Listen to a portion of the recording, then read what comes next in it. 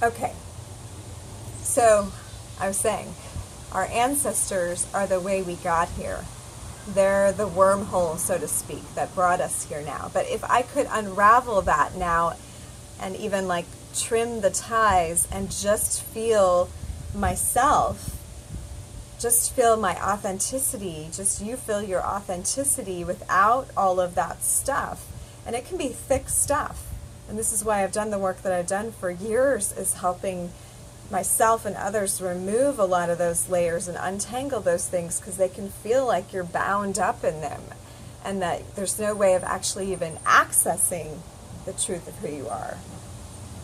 But once we can get to that place where we are unraveling, and we also realize there's societal programs and conditioning, there's collective belief structures, there's the way, media and all of this has portrayed good and bad and right and wrong and acceptable and unacceptable, and then we have information in books from the past and new coming stuff. I mean, we're constantly bombarded with possibilities of who we're meant to be. This day, I'm feeling the opportunity to change my lens a little bit, or use the lens I've learned in yoga practice as the observer, and look at all these things as the beautiful procession of the one life marching around me. And because all these things are expressing the way they are, instead of being like, no, I don't want to be like that, or that's not me, or okay, maybe I should be like that to be accepted, it's actually a message to say, here's how I'm choosing, what are you choosing? Here's how I'm expressing, what are you going to do? I can't wait to see what Stasia is going to do to express herself. I can't wait to see what each of you are going to do. And it's not about conforming or being alike or even being accepted. It's not. If I'm doing something just to be accepted by you, I'm doing it for the wrong reasons. And if you do accept me, well, for what I'm doing, well, lucky me that we get to coexist, but it really isn't my job to make sure that my authenticity is acceptable to anyone, really. Now, of course, there's a good love basis that we can hold with that and say, it's kind to not hurt each other in our authenticity, yeah? It's kind to not stifle another person's authentic expression through whatever ones we're choosing.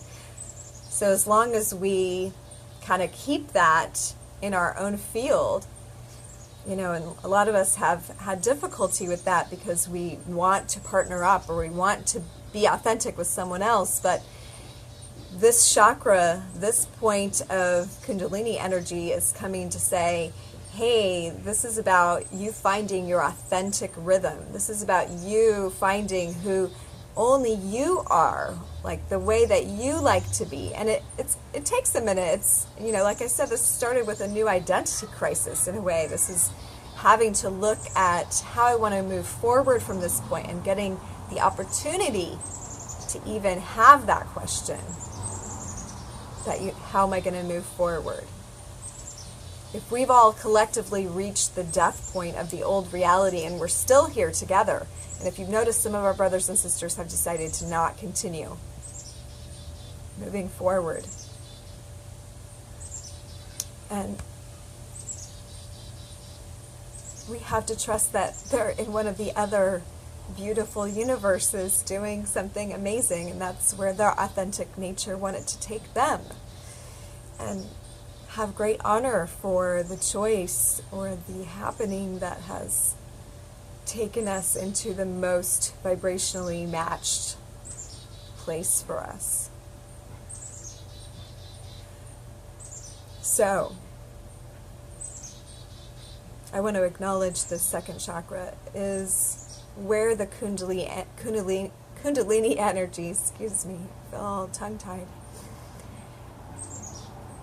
So the first one was the cave where it sat. The second chakra, the Kundalini energy, it is going to begin to permeate our existence based on the second chakra third chakra transition. This is basically where we hold and contain all of the energy like a battery for further use, so to speak. So yes, the energy starts moving and it's going up and down the spine, and it's like the plug in the wall where the electrical outlets are and you can plug into. But then where is that all plugged into? Our connection to source coming through the belly, like the womb, like a window. It's like the storage house center. So Kundalini at the root is like a grounding rod. Hi, honey. Can you, do you want to do a throwing rocket later? Okay, that sounds fun. Show me what to do in a minute. This is perfect because our kids are connected to us through our second chakras as well. So that's that creative energy that's also drawing a remembrance to our inner child, because our inner child is our most authentic expression. Add a spider web. A spider web. Add a spider web. And we all are connected like a spider web. Yes, we are connected like a spider web. And I am an anglerfish. Ah, you want an anglerfish. No, I'm an You can see in the deep, darkest places. Yeah. And I'm afraid. Okay, Mommy, I'm going to tell them. It's also because you're a Scorpio. I'm going to tell them about what anglerfish can do. Okay. Anglerfish are used to track other fish in the sea. And even the light distracts the creatures, so it's used to a fishing rod so the anglerfish can catch the fish. Why did they catch the fish? Because they're hungry. Oh. And lions can trap other things,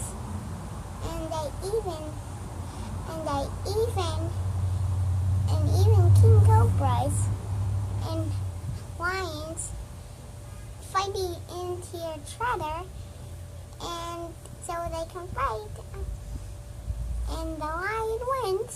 And even if another animal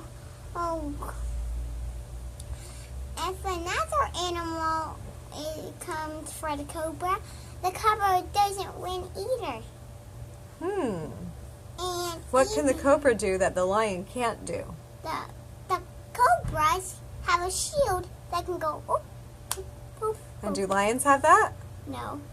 No. And even so they are. Even king cobras have tusks to fight like this. Wow. So they have very unique. And things, the cobra venom and the froggy venom. The froggies, it sends messages down to the world. And the cobra venom, if it's a triangle, the cobra venom can't get through, so it keeps going messages. Who sends messages? The heart does, and the wildcat I saw. Oh, I see. Our hearts do send messages.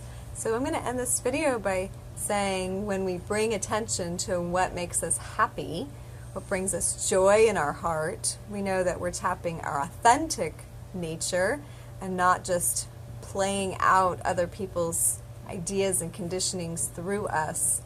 So as we do this, it can be a process of self-examination. We can look at everything we do. Just a sec, I'm going to finish the video, then I'll come play with you. I appreciate your words so much. Like, I've decided to bring my yoga mat outside because that authentically felt great. And yeah, I want to go into more of the other energies of the second chakra maybe in the next video. But it seemed like today we wanted to focus on inner child sort of authenticity.